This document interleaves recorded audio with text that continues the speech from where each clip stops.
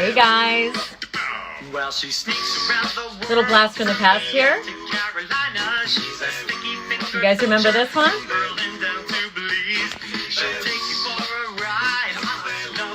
Hi, Anto. Hey, Daydreamer. Hi, Mario, Greg, Marsha, Allie. Hi, guys. Maybe the millennials will remember this version of the Carmen Sandiego theme song. In the world. Yay! Hello from the Philippines. Hey, guys. Go ahead and type into the comment box where you're from so that I can know where everybody's tuning in from. A lot of new faces on the stream. Hello, Meyer. Hello, Julia. Hello, Mage of the Small or Mage of the Mall. I'm not quite sure. Welcome to Alicyn's Wonderland. This is the show that goes through the rabbit hole into the wild world of animation. And I'm your host, Alicyn. Get it? Today, we have a very special guest. We have Duane Capizzi is going to be on the show. Duane is an Emmy Award-winning writer, producer, and the showrunner of the brand new reboot of Carmen Sandiego. Where in the world is Carmen Sandiego? So if anybody didn't know, that was the Carmen Sandiego theme song from back in the 80s. So I hope you enjoyed that blast from the past. Hey, Debbie, it's so good to see you. Thank you for tuning in. Great. So I'm going to go ahead and go live with Duane. I have a bunch of questions all about Carmen Sandiego, and we might take a few minutes, just maybe 5 or so minutes at the end to ask some questions. So if you guys have questions, there's a little question box in the bottom down here. So feel free to go ahead and type your questions in, and if we can get to them, we will. Let's go ahead and have Duane. This is the part where I to applaud him in, but that's not really possible on IG Live. So go ahead and give us some hearts. Give it up for Duane. Hi.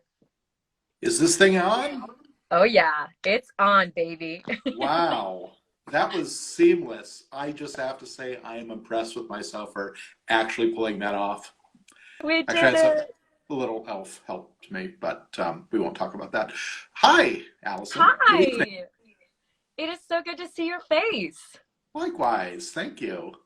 Yeah, it's so funny because, I've been following you for a while. I'm a big fan of the show. And then I saw you were going live maybe about a month ago with Let's Talk Cartoons.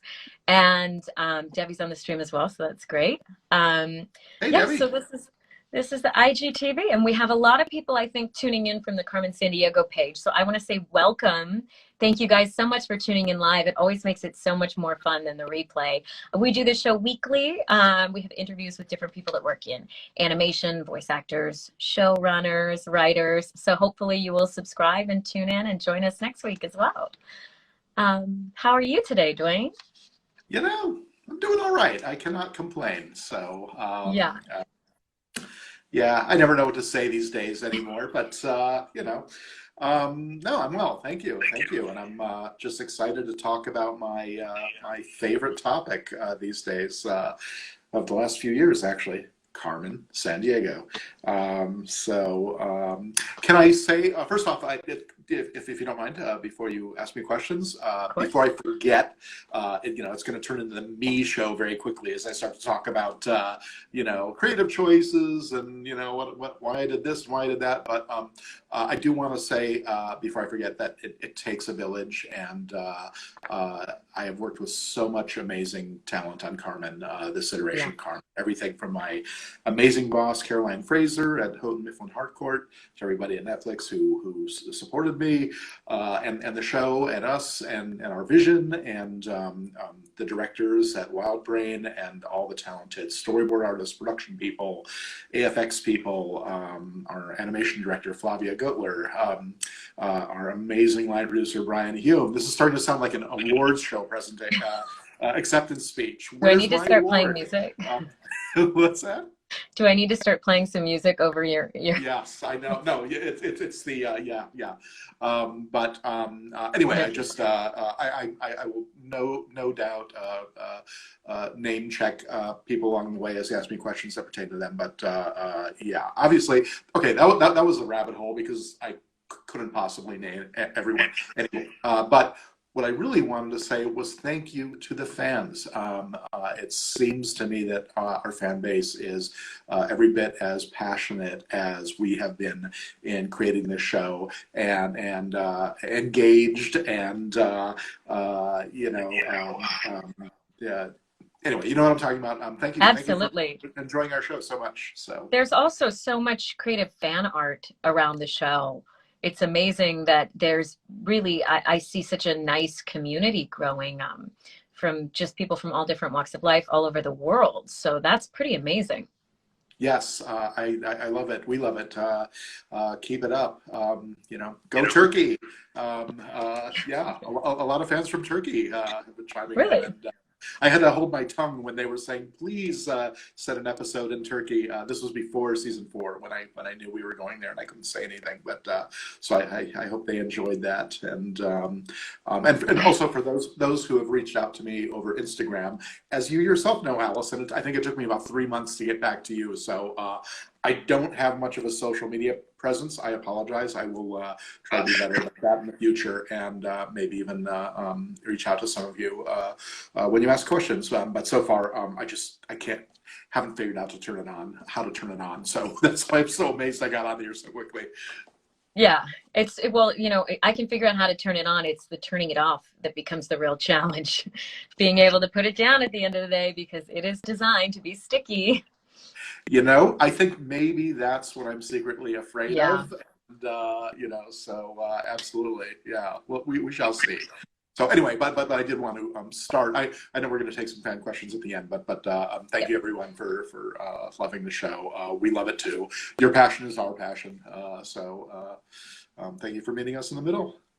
Yay. Yeah, thank you guys. So Duane, I want to start off with a little bit of your history and how you came about to where you are as a writer producer. Where did you grow up? I grew up mostly in the San Fernando Valley, North Hollywood, Van Nuys area here in Southern California. But my earliest years were actually, I was born in Niagara Falls. That sounds familiar. Autobiography, yes, I am Flair. No, that was when we had to find somewhere for him to be from, and we had cast Finn Wolfhard. We were like, oh, wouldn't it be neat to represent Canada? Actually, not only because of Finn's background, but because of our production crew at Wild Brain in Vancouver. And so, we knew it would be Canada. And then I was like, I got to throw in the nod to Niagara Falls. So I'm not Canadian, by the way. Niagara Falls, New York, but okay, close enough. Yep. Yeah. And what type of child were you? Did you watch a lot of cartoons? Oh yeah. Yeah. It was, for me, it was a swirl of things. It was good.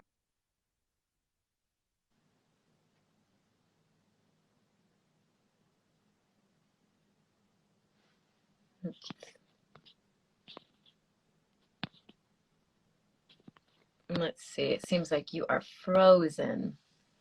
Let's wait a second to see if Duane comes back. Okay, so you're talking.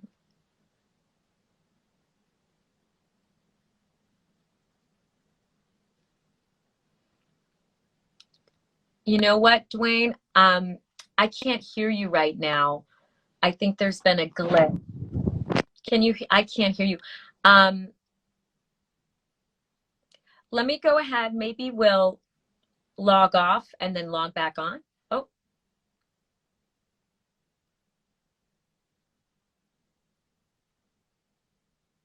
No. I'll log off and then we'll come back on, okay? We'll do it again. We'll jump back on in a sec, okay, guys? Bye. Hey, guys, we're back again, going live with Duane Capizzi for Alicyn's Wonderland. So let's see. I know you guys are just getting the alert. We're going to try and jump on this again. Sometimes Instagram has technical difficulties, and I've noticed since the latest upgrade, there's been on a lot of the lives I'm watching, and a live I tried to join this week, there was actually an issue. So let's go ahead and get Duane back on, and thank you guys for jumping back on. Hey, Bill. It's good to see you. Let's see. Bill Farmer's actually on. You guys might know Bill as the voice of Goofy for Disney. So it's good to see him. Hope Levy's on here. And we'll see if we can get Duane back on. Let's see. There he is. Great. So we're going to try. We won't have any more technical issues. Okay, just stand by for 1 second, guys.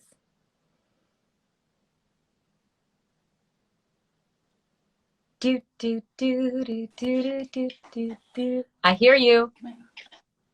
Hi. Hi. You're back.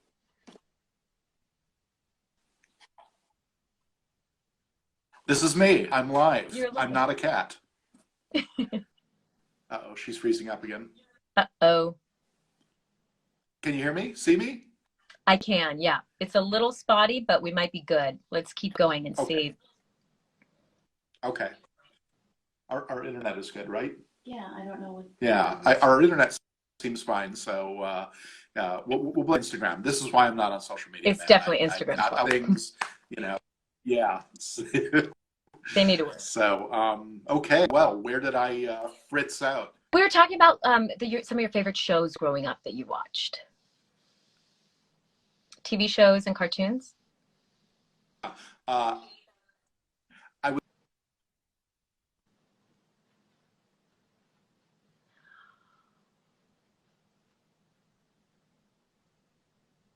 Are we frozen again?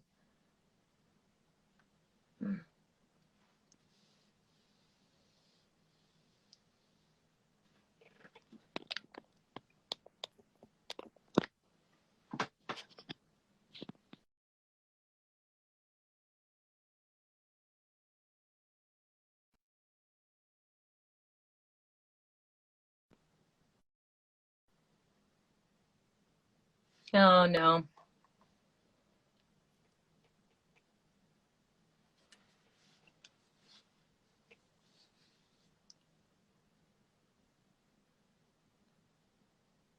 You know what? I think the audio has gone again. Let's see if we can figure this out. It's not.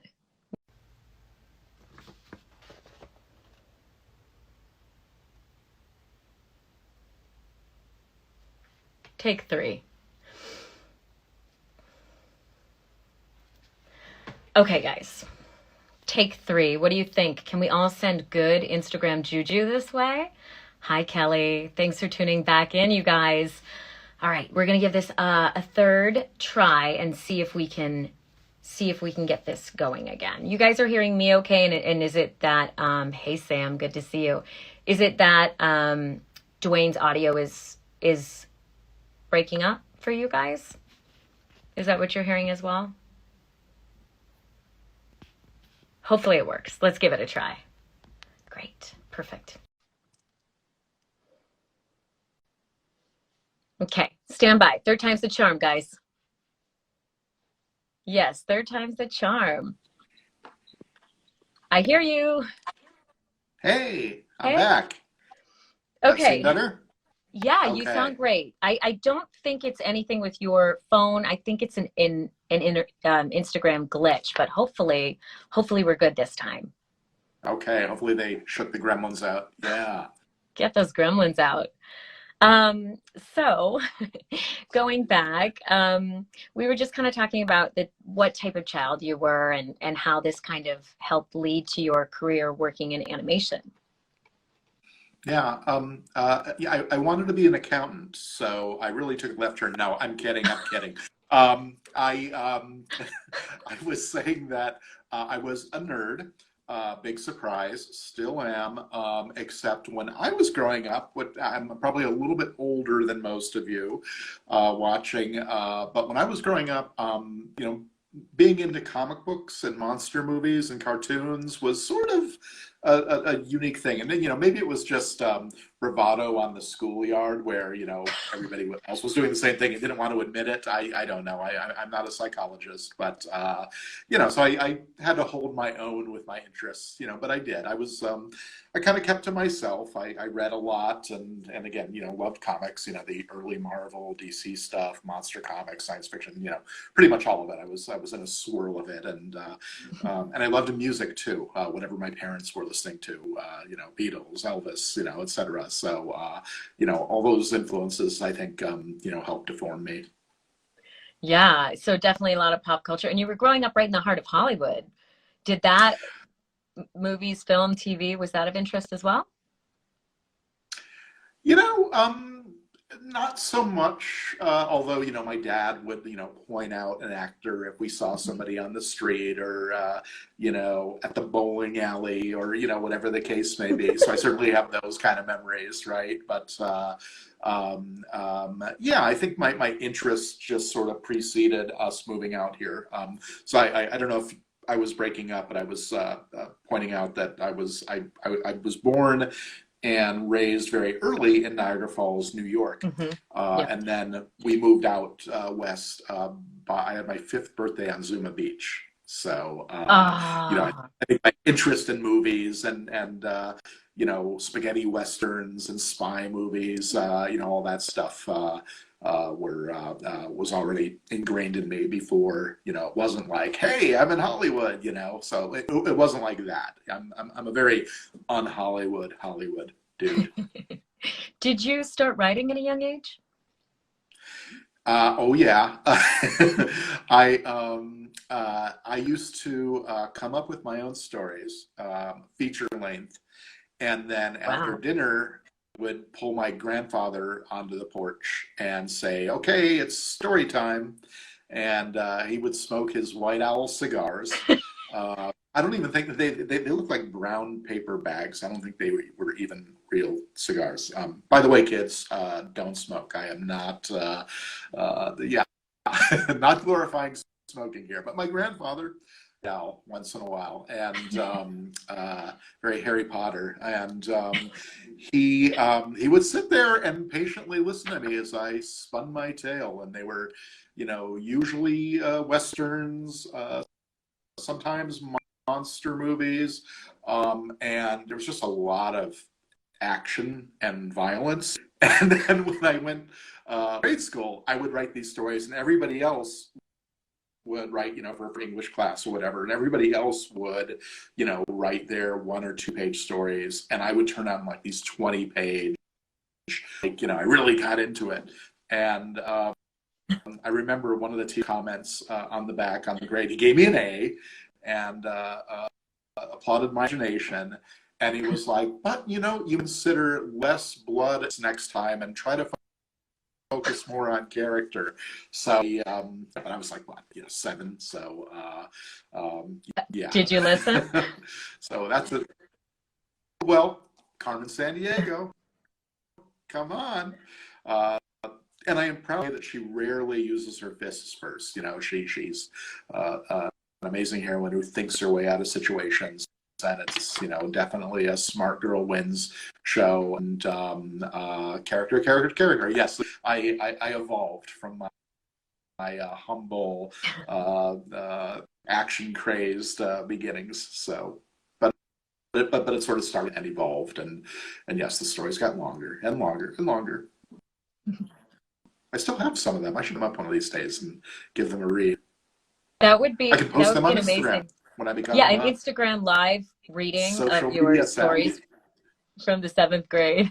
Ooh, possibilities. Yeah. Okay. I like that. That would be so funny. So speaking of Carmen, can you tell us a little bit about how the reboot came to fruition? Did Netflix come to you?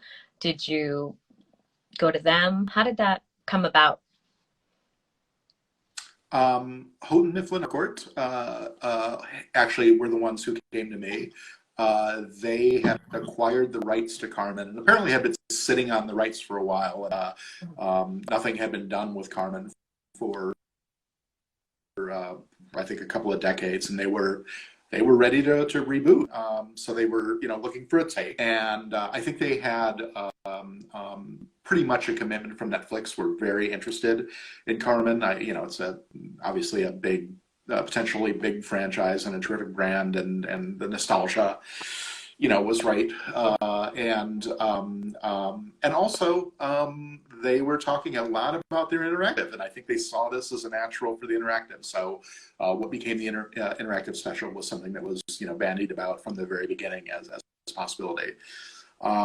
But primarily when Houghton Mifflin asked me about it, they were the ones who said, we are interested in telling Carmen's story. Her story has never really been told. And I think I've said this before, but when they reached out to us, oh, it's one of these. I don't know why they're reaching out to me. It seemed like a girl-centric show, which is not really what I do.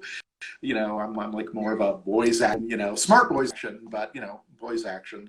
And there was the educational component, and I was like, I don't know if I'm right for. They kept on insisting, narrative driven. What's her story? And as I started to think about what her story might be, I got so excited. And very short, the excitement clearly showed through. And when I pitched in my take, that it was pretty darn good. I didn't know if it's what they would want, but I figured I'd give my try. This is the show I would like to do, and this is history. Yeah. So it was a good pitch. It was a good pitch. It was very, very organic. The show that you see is the show that I pitched, and it just felt so right, in so many ways, and as reflected in the fan response, thankfully, because you know what, it doesn't matter. I mean, as much as I would like to say, look, I'm just writing for me. Look, if nobody's watching, if nobody else is enjoying it, then you've missed your mark. So, clearly we've touched a lot of people with our series. And the show is so different from the 80s show, and the educational component and everything. Did you find there were a lot of challenges in writing for such an iconic character?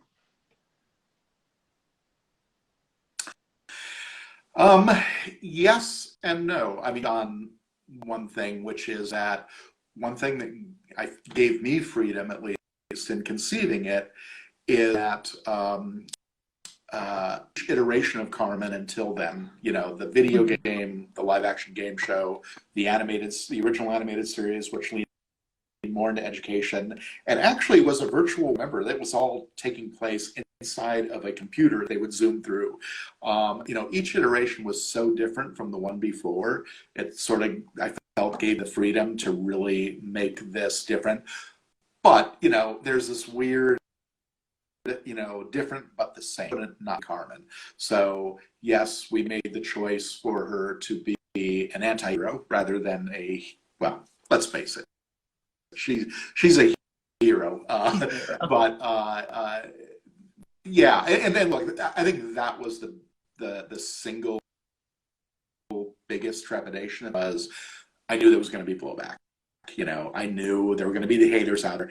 And they came out in droves, but they fell away so quickly. How could you change it?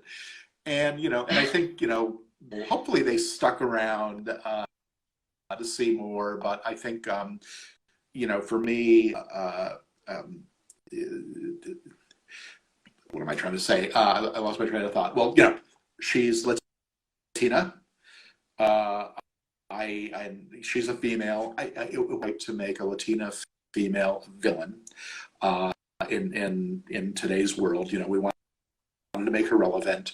I think if it were truly a adult, more mature leaning show, then you could do all kinds of crazy adult things, like explain how she became a villain. But for me, the important thing was she still steals. She may be a good guy now, but the key thing is she's still the world's greatest thief. And the show is still educating way. But again, with Houghton Mifflin Harcourt's permission, we're like, it's okay to flip the script, focus on narrative.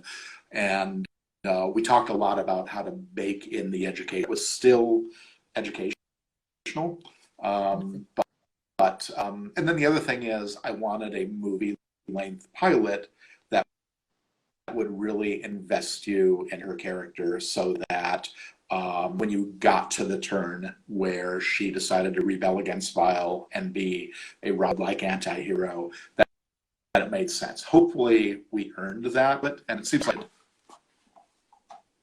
Yeah, absolutely. So how does How's the our writer's reception? room work on Carmen? There's a bit of a delay, but I can still see you and hear you perfectly. So I Um, think we should just go with it. Yeah. The writer's room, fun. You know what? It's a lot like this. You just sit there and watch me talk all day. No. We had a great group, very small, very, very lean. Yeah, I know. It's probably, mostly true, but no, I had a group, very small group of writers. We expanded it for our second order, season 4. But, writing is interesting. It's magic when it's happening. It's misery when it's not. I'd say there's a lot of quiet stretches where, some days you just feel like we're never going to crack this and miserable feeling. And then suddenly it all comes together and, somebody says one thing, says another, and all the dots are connecting. I don't know if I'm answering your question, but the writing is the best of times and worst of the group. And we had the directors come down for a couple of the writing rooms, come down from Vancouver. And so we expanded the group. We had everybody on board. And our director is amazing and contributed a lot to the storytelling and a lot to fine-tuning things. The story sense was really good. Joss Humphrey, Mike West, great guys, and Brian Hume, our amazing line producer, came down and contributed as well. So, Wow. Yeah. And so did you know from the start kind of how the overall arc of the story was going to go for multiple seasons, or did that just come organically throughout the process?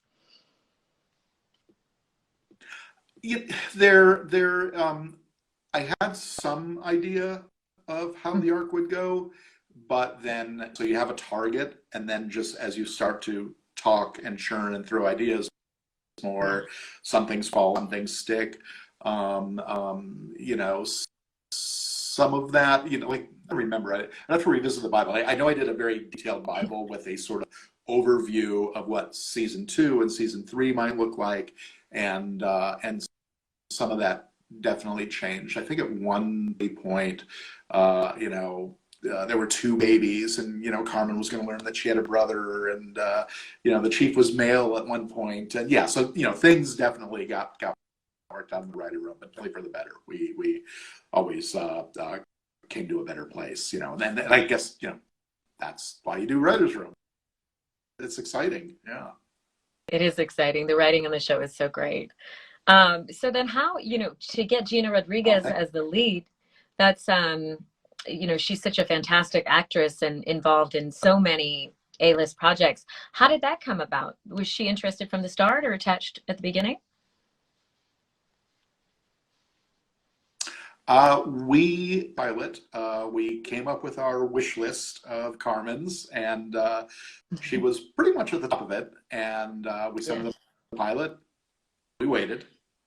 And we would, and then and she said yeah, and we got word that she was really excited about it, and the Carmen stands for so much. They're really assessing on the brother comment. I never should have said that. Trust me, it was nearly as good. It was very telenovela, right? Which was great for Jane the Virgin, but not so much for Carmen. See how I brought that back around? I think Gina was really excited about the inclusivity of the character, and female empowerment, and it was just everything that she stands for, and having a aspirational Latina hero, young. Anyway, I think my a great moment of pride was the first time I met Gina. So there we were in the recording studio waiting for her to arrive. And she came in, was introduced to whoever was in the room, and then our voice director, Jamie Simone, who I cannot shout out to for just doing such an amazing job helping us find the cast and being in there with the booth and his great ear and directing these characters. And then they like sort of like, oh, and this is Duane. And before they even like finished saying my name, like she came in, she tore right across the room, body slammed me. I think I knocked her some furniture. I don't know. It was one of those. She was excited and gave me the biggest body slam hug. I was like, she then told me how much she loved the script, and I was like, you know what, this is going to go well. And I think my biggest fear was, boy, can she? Because there are like voice actors, right, who do a lot of like cartoon voices and things who are amazing, and we have some of those in our cast. And then there were others in our cast who we cast because of just who they are, seem to match the character. And I was like, we're asking Gina to pull off being, like quite a few years black sheep, and can she do it? And it was amazing. She did it without forcing it, like just like sort of putting her voice in sort of a different placement, and again, and making it believable. Like she sounded young. A lot of it was like in her attitude, not necessarily the voice quality, if that makes sense. So I was like, she's amazing. Yeah, she's so fantastic. I mean, she just brings so much to the character and to the role, and is such an inspiration for women across the world. She had that amazing quote in Entertainment Tonight that said, basically, as a Latina, seeing that brown skin on animation is revolutionary. When I saw the trailer, I started crying. That's not common. It should be. We give ourselves allowance when we see that. And for women, we've had an incredible year of so many strong, fantastic, brilliant women standing up and saying like, hey guys, not cool anymore. So it's wonderful to have a character like Carmen, because repetition is needed. We don't need to see one, we need to see 1,000, 1,000,000, because it's necessary to show time and time again the normalization. So I just was really inspired reading that, and what everybody has put into the show is amazing as well. She is. Go ahead. Oh, go ahead. No, we have a little delay, so. I just wanted to really quick and how inspirational she is, and I also wanted to give a special shout out to Finn, who we watched grow 4 years or so that we were recording, and Finn was amazing. I think just brings such a natural feel to player. He just sort of inhabits space. He sounds like a real kid. And you had mentioned the educational before, and it's funny, somebody on one of the channels or said recently, like, oh, they're briefing each other on information they already know. And I wanted to point out, and I don't know if it's something that really leaps off the screen, but our intention always with Player was, he's not a brainiac.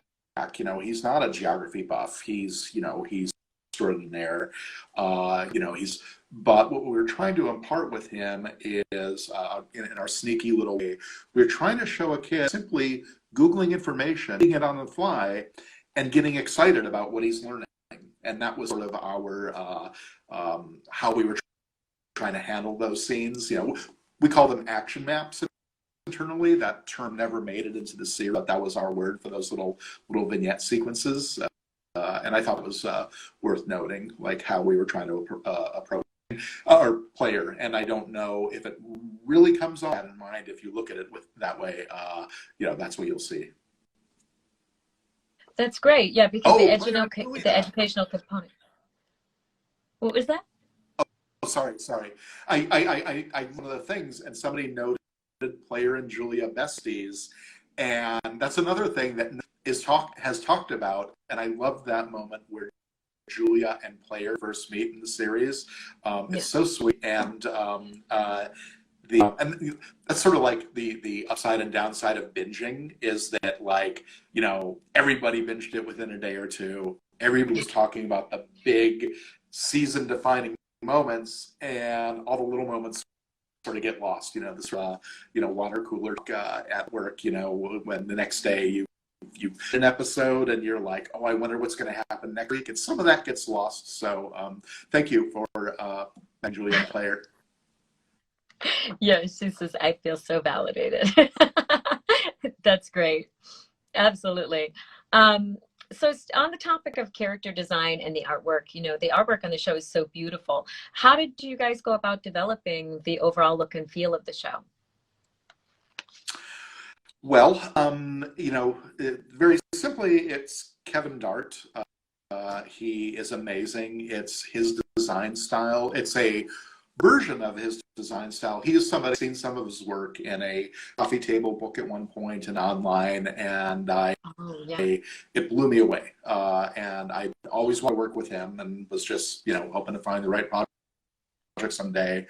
And I think the of retro and thing, you know, in my mind was perfect. And he had a character online, one of his things, sort of that, it was a little groovier, a little even, and he had, to my knowledge, he had never done sort of, you know, action show like this, and I was wondering if it would work. Anyway, long story short, we reached out.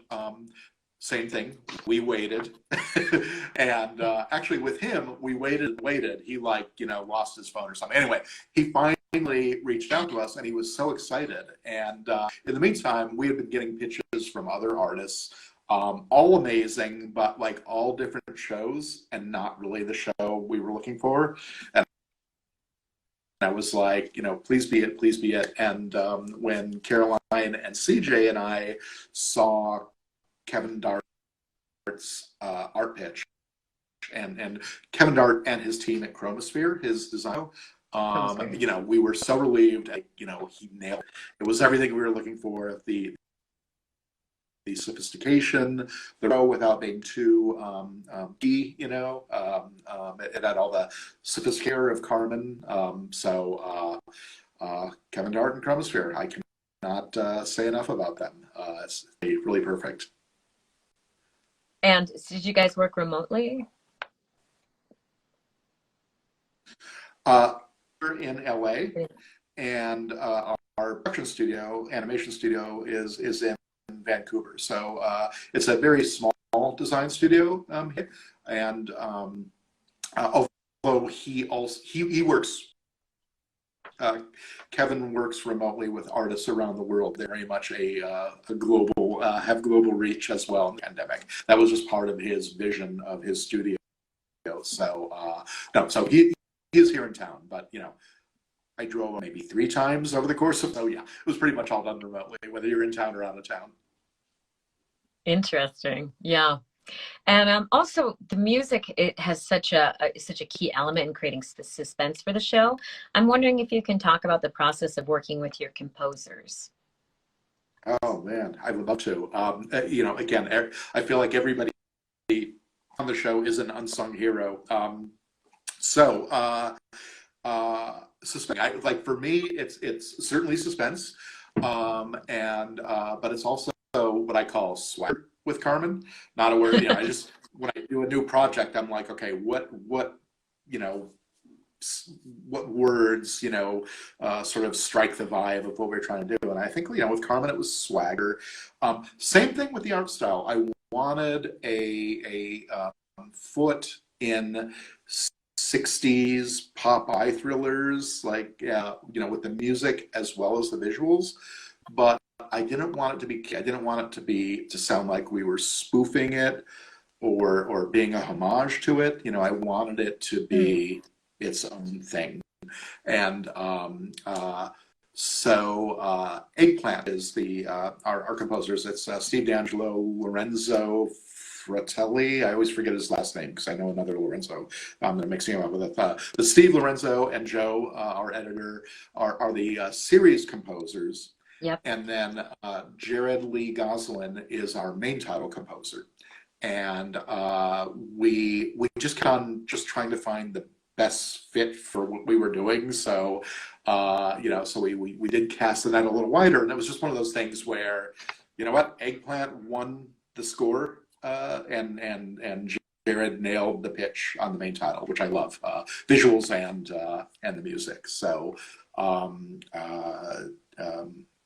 did I answer your question? We had I had very sort of specific, as with everything, I try to go, whether it's writer's room or a music meeting or I go in with the idea of what I want, and completely willing to take a left turn and be surprised. And in the case of the score, which was the original question, those guys always blew me away. They would take it one further. They weren't afraid to take a left turn, even if it wasn't, sort of what I suggested. And it was just again a great marriage of finding a place where everything was clicking. I love the soundtrack so much. At first, I should say all the soundtracks for my series I really love, but this is the one that I'd like to in the background as makes sense rather than just a picture. Yeah. And yes, I do hope the soundtrack gets released when somebody's going to ask. So some I things think are, like 6 people bigger asked than me. Oh, okay. I just, yes, I've seen those, and I agree. I would love it to be. Yeah. So some decisions are bigger than me. I've been a squeaky wheel about it. We shall see. Yeah. I don't have control over something. You guys know what to do. Yeah. And then so and by the way, I don't have a hard out, so if you can go a little later, we can oh make up sure for the technical glitches that we make up for that. Yeah, Okay, no worries. Cool. So we touched on this a little bit, but Carmen Sandiego is part of the Netflix Representation Matters collection, and I was curious about what ways the producers have incorporated diversity into the series in casting and beyond. Well, and remember we, the whole movement of being inclusive and casting appropriate has taken a lot of momentum, especially recently, and more as it should be. I think we cast the show 5 years ago, so we were ahead of the curve on that. But for us, it wasn't too difficult. It was because the show sort of, tells you how to cast it, and we wanted to be cast appropriate because it's not a, and I don't mean this in a bad way, but because it's not a cartoony show, you're not doing that kind of voice talent. So basically, yes, we cast color appropriate pretty much across the board, heroes, villains. We also cast, where we weren't, okay, Raphael Bertardi, who plays Chase, is not French, but he's French Canadian, and that was close enough for me because his initial audition made me laugh, and not only did it make me laugh, but he was perfect for the character. I think everyone else did Inspector So, and I was like, the guy has his perception issues, but I wanted him to be masculine and heroic and a good cop, and Raph captured that. But the thing that you may not know is, and I'm not kidding, the guy literally speaks like 10 languages. He speaks Mandarin, and I know it's unbelievable. There's a little bit at the end of our Beijing episode, 401, the Chinese fisherman, where Neil the Eel is making his escape on the boat at sea, the fishing trawler, and there's some Mandarin spoken. That's Raph. Sid, in some cases, whoever we cast was right for the character, but it was an added bonus. Like Raphael, Andrew Pifko, who El Topo. Bernardo de Paula lived in Brazil for a while. Sharon Muthu, I forget if she speaks another language, but she sings opera. Like, everybody in our cast was so talented, but not in the typical, like, oh, I could do different voices thing, but just like they were pretty accurate accents when we characters, not for leads, but when we had to fill out our world during Carmen's travels. Yeah, and what about in the writer's room and behind the scenes in terms of diversity? Well, Wild Brain is a very diverse crew, and I've gone up there. So and our how to put this, very progressive minded. Where we couldn't cast as diversely as we would have liked, you would not meet a more culturally sensitive group of people. We had fact checkers on the show, but everybody sort of shared the burden of being a fact checker and making sure that we were getting representing cultures right, and in so much as we could. And for the writers' room, that's an easy answer. 2 words: poor Greg. I just made sure that our male writer was outflanked by female writers. So there.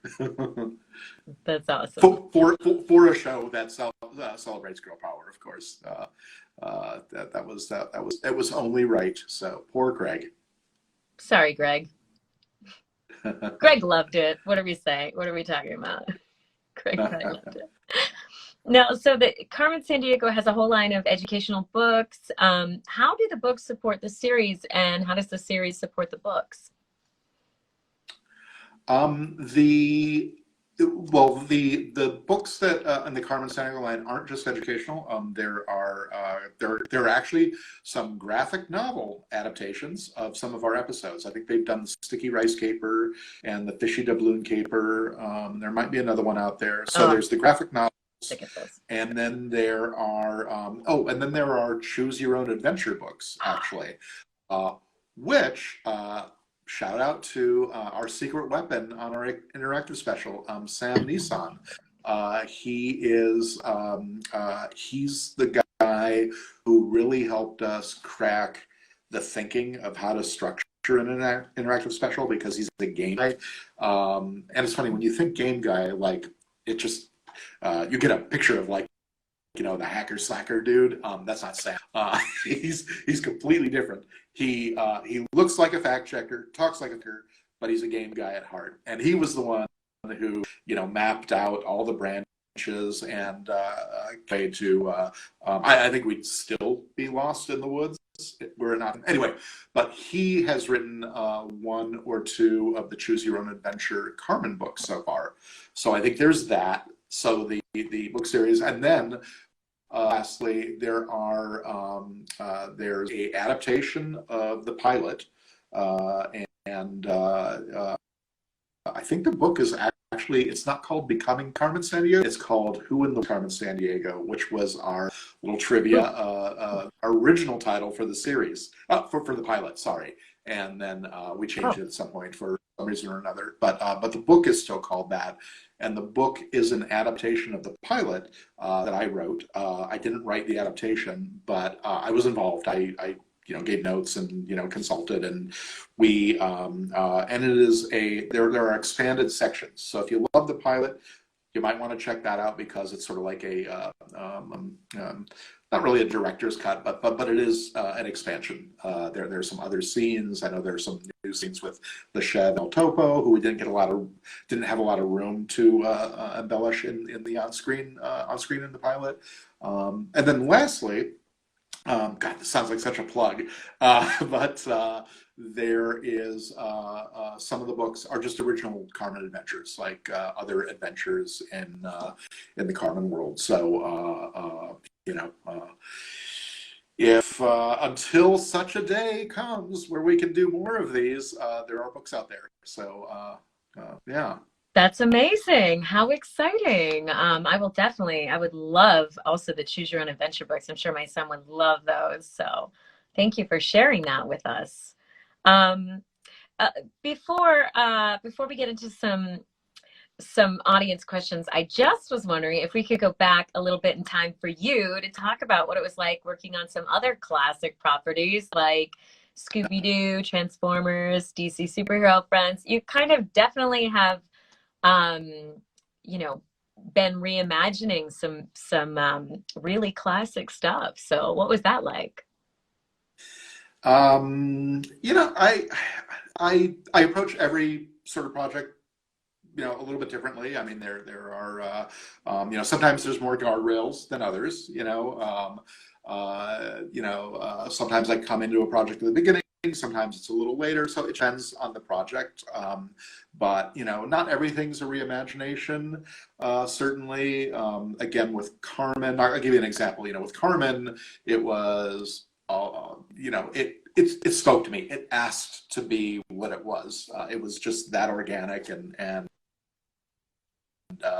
you know, Kismet, you know, just amazing. I wish they could all be that easy. I did a Batman show where I went into The it, Batman, you know, sorry. and it was, and yes, I know, a Batman, the Batman. And that one was a little more trepidatious for me because Batman is such a classic and so near and dear to my heart. And there had already been a classic series, Batman, the animated series, that I did not work on, but a lot of my friends did. And, you know, and it's such a monolithic icon in you know, TV animation. It sort of rewrote the book, the possibilities on what you could do in, you know, boys action on Saturday morning cartoons at the time. And that was a little more trepidatious because I'm like, I'm never going to go. They're going to crucify me, you know.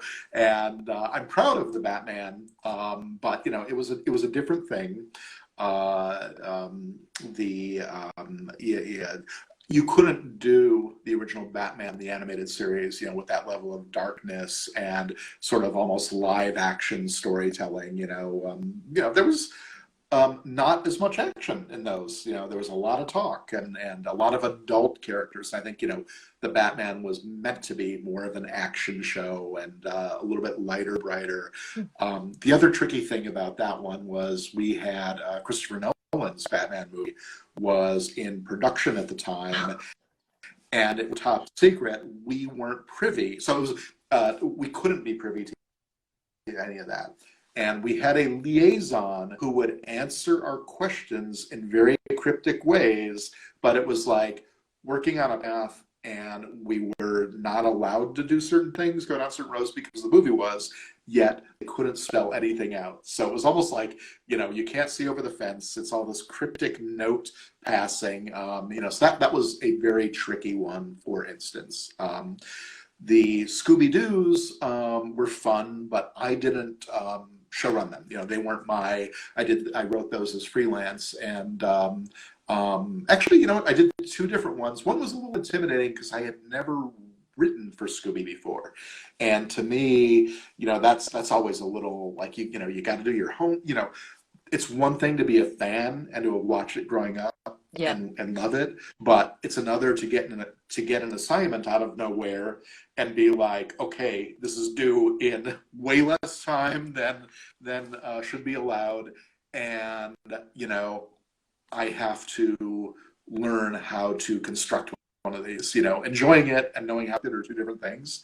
But then I worked on Be Cool Scooby-Doo, where they were all about breaking the rules in a way. I mean, you know, yes and no. It's like you approach these things and look, it depends on how many of this thing has existed, right? I mean, there seems to be a Batman of some way, some shape or form every couple of years, and you know, what's the fresh take on it?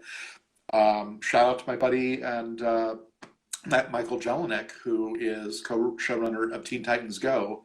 You look at that, it's amazing. It's Teen Titans. Whoever would have imagined that Teen Titans, you know, could work that, and yet it works, you know. But you can't do that to everything. And by the way, there are people who love Teen Titans who hate that show, so you can't please everybody all the time.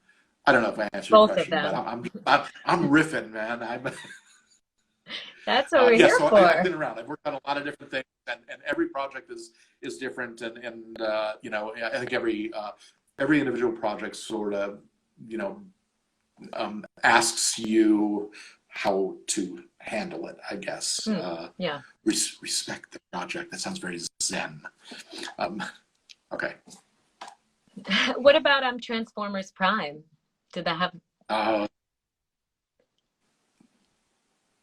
did you finish your question? I'm sorry. Oh, yeah. Just were there challenges working on that property? There are always challenges. Any What can we show talk has about? its challenges. Any show, you know, throws curveballs at you. You know, it's just, you know, part of it, and it's how you you know, how you deal with those challenges. And you know, so yes, it did. But for me, that is one of my favorites, and I think that in some ways, everything I learned about pushing the envelope on the dramatic storytelling and messing with structure and you know, sort of doing like borrowing techniques from real TV shows and putting it in animation and just you know, swinging for the fences and taking storytelling risks. Everything that you see in Carmen, you know, really, I think in some ways started with Transformers, and part of what it shared is that it's serialized storytelling, yeah, Transformers especially. But kids, if you liked Carmen, try Transformers Prime. It's really gripping, really intense character storytelling. And by the way, sort of like Carmen, I wasn't a Transformers fan when I was asked to yeah, I Transformers is not part of my nostalgia. And you know, I love the effects in the movies, but I didn't love the movies, and I was kind of like, you know, and then you just you find a heartbeat, and part of it for me was the original Transformers, nostalgic for many, but you know, try to watch it now. It's kind of dated. The mythology's a little crazy, and so you know, I saw it as an opportunity to really humanize the characters, and by the characters I mean the non-human characters. Like my goal was, you know, to go in and make you love and root for these alien robots, alien Autobots and Decepticons from another planet, and I think it's succeeded. It's a really great storytelling. I'm very proud of that show. Yeah. Yeah. Emmy Award-winning show. Great show. Yeah, that's right. We did win an Emmy. Yep.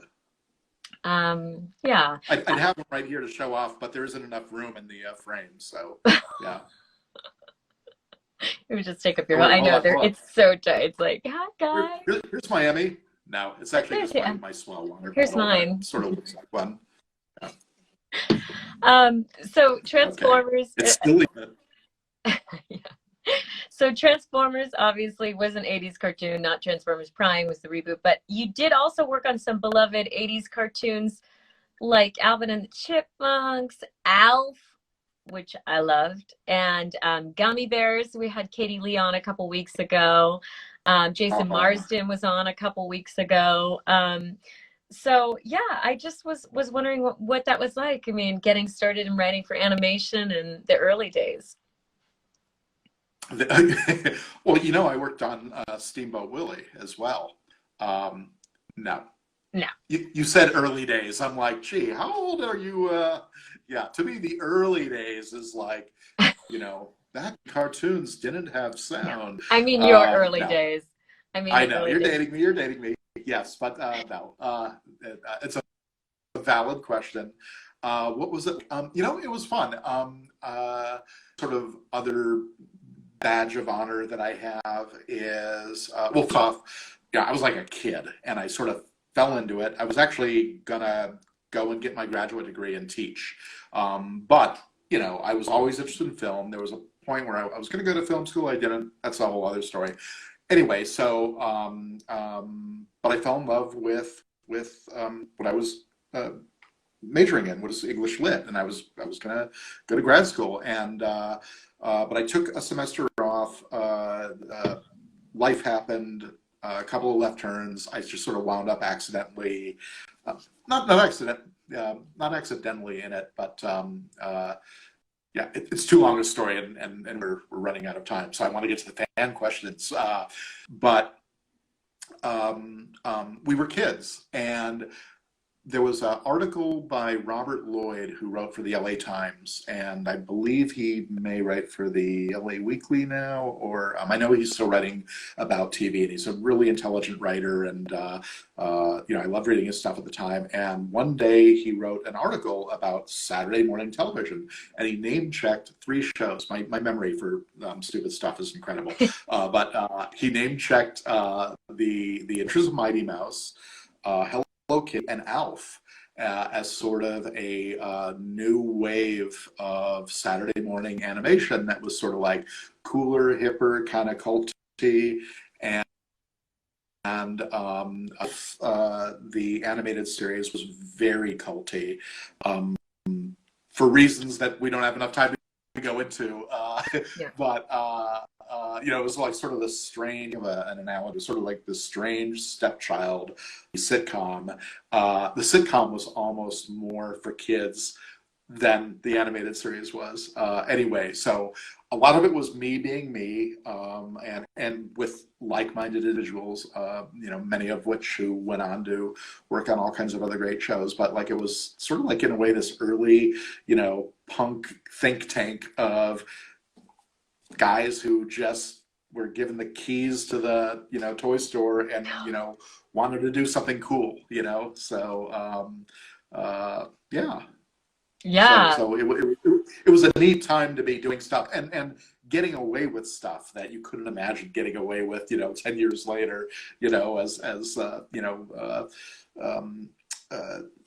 franchises became more corporate and you know, more important because they're all linked to movies and stuff, you know. But yeah, it was funny. It was like nobody was minding the candy store. The Wild West, in a way. Yeah. Yeah. Well, I have one more question, then we'll go to our fans' questions. But I just was wondering, what are you hoping that the fans take away from Carmen Sandiego? I'm going to quote my good friend Shadow-san. Anyone can be Carmen Sandiego.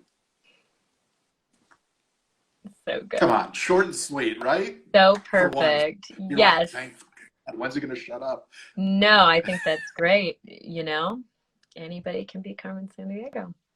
Well, I know you guys have started to put your questions in the question mark box at the bottom. So I'm going to go and we'll pick a couple. We just have a few more minutes left. So if I don't get to your question, I apologize, but know in advance that we do appreciate it.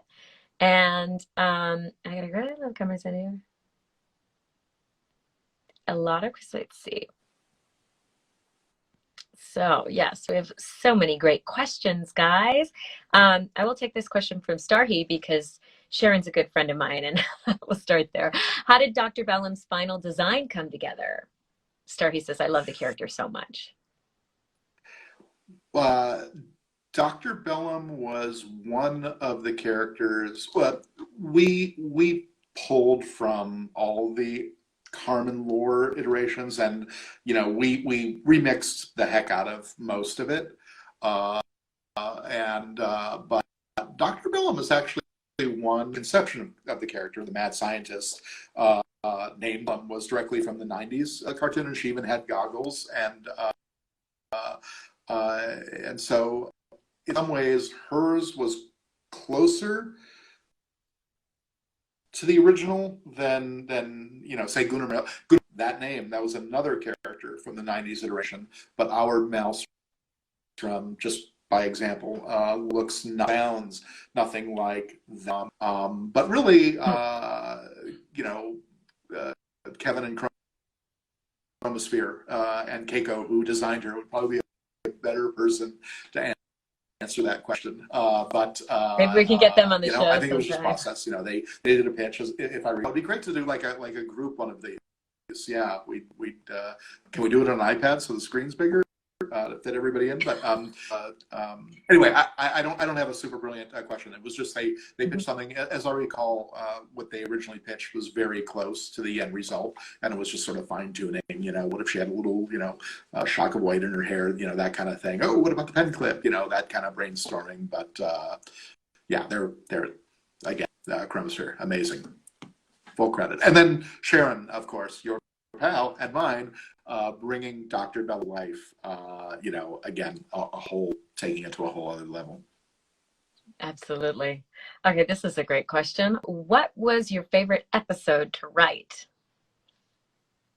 Oh. So, like, asking you to pick a child. Which child is your favorite? Which cat do you like the best? That's what I'm going to say. They're all my babies. Boy. Yeah, I would talk for like 20 minutes. I mean, the pilot was really emotional for me. Call CJ and Caroline in tears, going, "I just came up with the scene." Like it was just so moving to me, and figuring out her story and coming up with those scenes and planting those seeds, having a sense of where it was going to go after that very intense emotional time for me, in the best of all possible ways. But gosh, I mean, all the season finales. Yeah, I mean, the final two-parter in season 4. I cannot watch that without like bawling. But I also bawl. This is true. I also bawl when we show Dollar. I don't know why. I just find that moment so brilliant. So yeah, I'm weird, So no, they're all my babies. That's not a fair question. Never ask me that again. Kicking it off the list. Let's see. Not you, that guy, or whoever that was. That guy.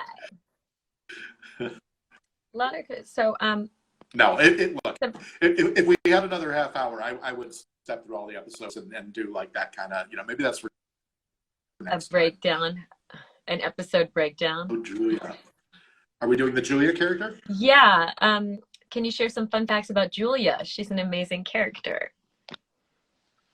And she means so much to me. Did you? Thank you for mentioning Julia. She is one of my favorite characters. Again, they're all my babies. I have no favorites in that regard. But what I love about Julia, and I was like really adamant about this, like she has a quiet dignity, and she has such power because she speaks the truth. And I think it's especially relevant today as we swirl in this nightmare of misinformation.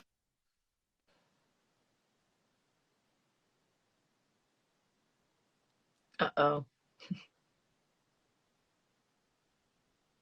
You froze for a second, but I think you're coming back.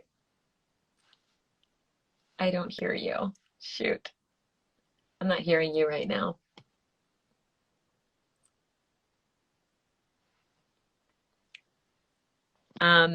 Do you guys hear Duane right now, or is it just me? I'm not hearing you. It's happened again.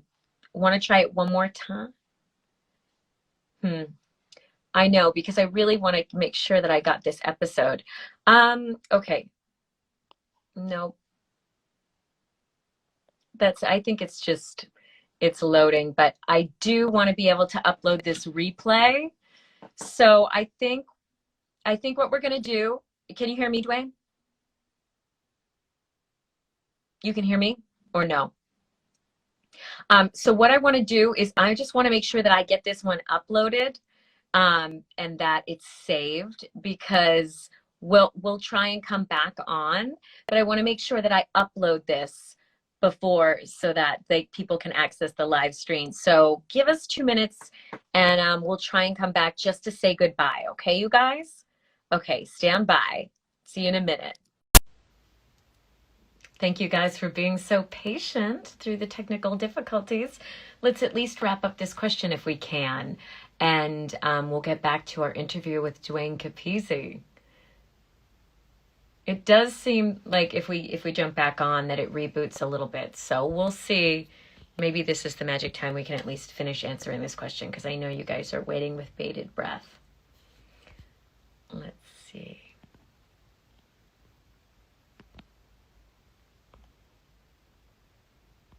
Yep, go ahead. And if you guys, I don't know how many more questions we'll be able to get through. Maybe just one, finish up this question, maybe get to a second. But feel free to type them in if you would like. Let's see, is Duane in here yet?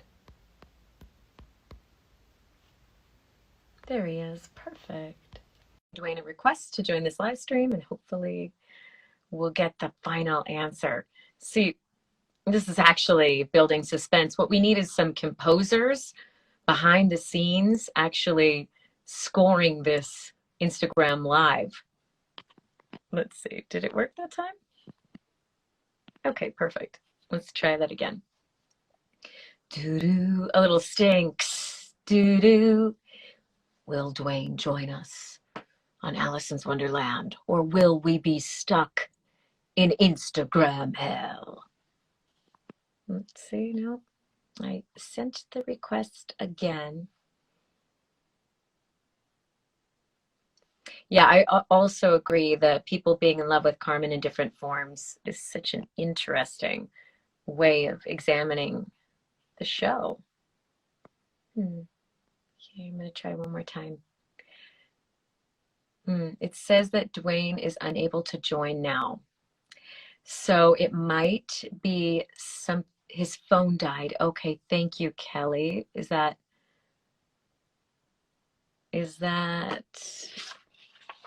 fact or is that a guess? I'm not quite sure. Let's see. No, Kelly might not know because let's see. We'll try one more time.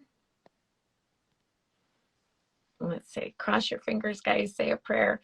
Duane, potentially what we might want to do is go out of the app and actually like hard close the app by getting out of it. Oh, I hear you. Are you there? Hi. I can hear you now. You can't get rid of me that easily. Okay, great. I'm so sorry about this. I don't know if it, but darn. So we'll try to wrap up real quickly. I just wanted to say about the train scene. I don't know where I got cut off. I wanted me to point out that for an action show, I think there was an earlier question about my favorite episode. My favorite scenes tend to be scenes where characters are just sitting across a table talking to one another.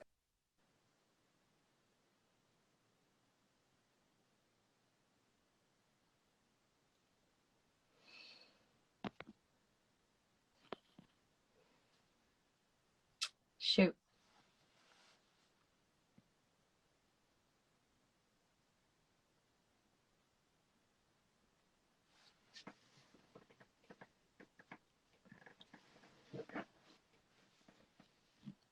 Think it's frozen again. Hi.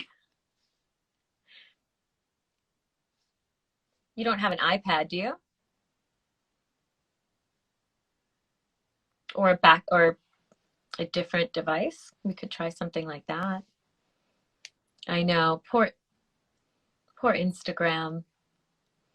Everybody's so sad. You guys are such so great to be standing by and continually checking in, and I'm seeing all the comments coming up and I appreciate it. Sorry, Instagram. I know. I wonder if there's like a sad filter. Ooh, that is way too happy. I kind of like that. Ooh, hello. Hello. Okay, let's try. Is it back? Are you back? Hey, Celine. Yeah, we have some technical difficulties.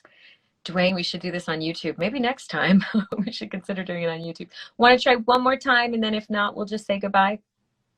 You don't have an iPad or backup, do you? No. Not hearing you.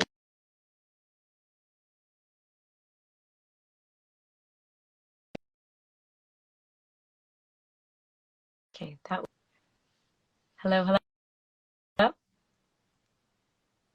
Play or do your thing. Okay, we'll try one more time and see what happens. Hey guys, you have been so great. Thank you for bearing with all the technical difficulties. I do feel like this latest incarnation of Instagram has been causing some issues, but here we are back again. Take 17. Thank you for sending the request, Drain. All right, we're going to try a couple more questions before we sign off for the night. So, for anybody that's just jumping on now, this is Alicyn's Wonderland, a show that focuses on interviews with animation and video games. And we are live with Duane Capizzi, showrunner for Carmen Sandiego on Netflix. Hi, I'm sure it's a lot of the same folks again. See, you sound great now. No delay. Oh, do I? Okay. My wife is blaming my phone because it's an iPhone 6. She wants me to get a new one. So I just, so it could be my phone anyway. We'll look into that after this. But very quickly, I did want to quickly finish answering my Julia question because I loved it and I think it's an important one. And I was saying, I don't know how much you caught. My wife said there was a little bit, but I love her because of her quiet dignity and which I feel is very powerful. There were times where somebody was like, why doesn't Julia get angry? And she certainly did a time or two, but it is her quiet dignity. There's a power in that with her, which is one reason I love the character. And the other thing is, if Carmen is sort of the heart and moral center of our show, Julia is certainly the brains and intelligence in a way. But she speaks the truth. She's always spoken the truth from the moment you meet her, and I think it's has taken on a certain relevance in today's day and age when we're swirling in misinformation and lies. And to me, a character like Julia is who we need more of. Yeah, that's exactly actually where the phone cut out when it was misinformation lies. It's like some weird moment where it's like, don't speak the truth, Duane. We're shutting you down. We're shutting you down. I know, fitting, right?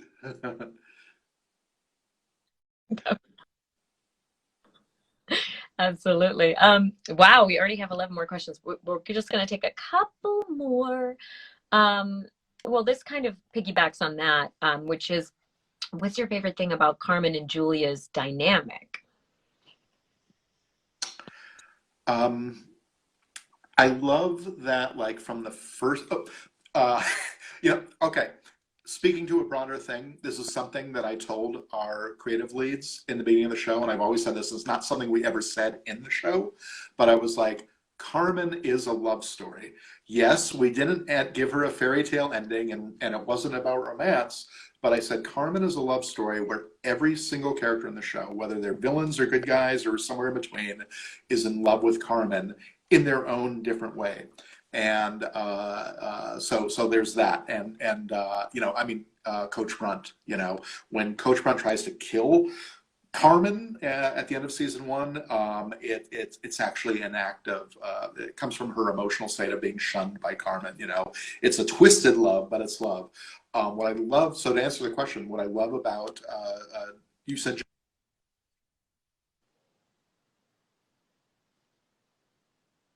Oh no. I now have low battery, so sorry about that. So Okay. with Julie and Carmen, what I love is that the way they understood each other from the moment they first met on the train, like one of the great classic scenes in our show. And it's funny, it was there from the first time Julia ever set eyes on Carmen, like through the windshield as Carmen was flying off. Like you could tell there's something about Carmen, just seeing Carmen that captivated her. But the scene on the train. I wanted to say that what's so great about Carmen is the way we just characters talk. Oh.